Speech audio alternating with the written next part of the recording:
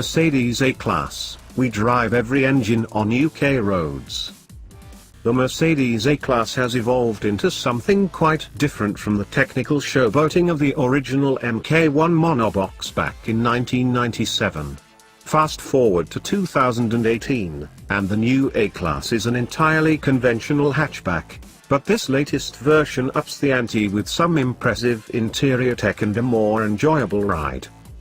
We've now driven every engine in the Mercedes A-Class lineup, bar the recently announced A35 AMG Special, and this review covers every powertrain, and how it drives on UK roads.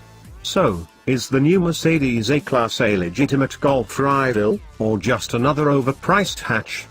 Keep reading for our full, updated verdict on the all-new A-Class hatchback to find out.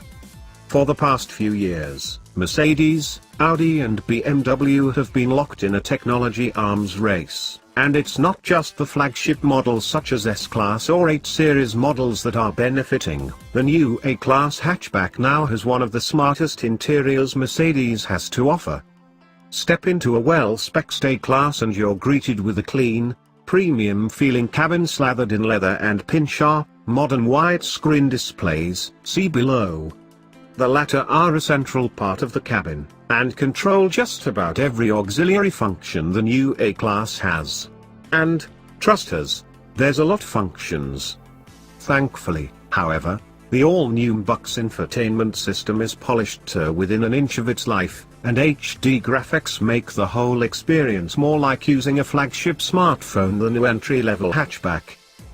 MBUX is not quite as easy to use as Audi's offering, nor as intuitive as BMW's iDrive, perhaps, but it's a marked improvement over the previous A-Class.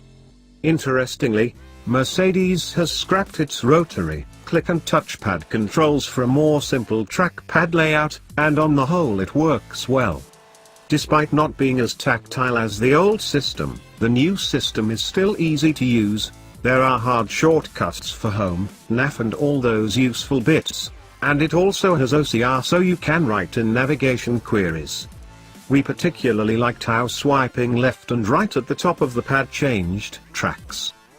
It might not have the total eyes-off design of the rotary dial, but it's easy to get used to, and when combined with the new wheels hand controls, it's an overall better experience. Oh, and because the American demands it, the main screen in the A-Class is also a touch screen, which does occasionally make things a little easier. The natural speech recognition is especially clever. Commands like phone home and play Metallica worked every time, as did requests like take me to Stamford. However, there are legal issues at play. It's why the A-Class will open the sunroof blind for you, but can't open the sunroof. Either way, Mercedes tells us this system will only get better, as it's being updated over the air throughout the car's life. Eyes forward to the widescreen cockpit, 7.0 inches standard and 10.25 inches as an option, and the levels of customization are seemingly endless.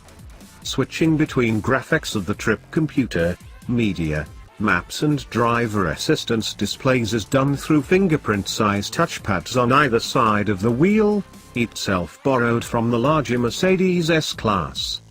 Again, it's not as immediately intuitive as Audi's virtual cockpit, but the technology on offer is still seriously impressive.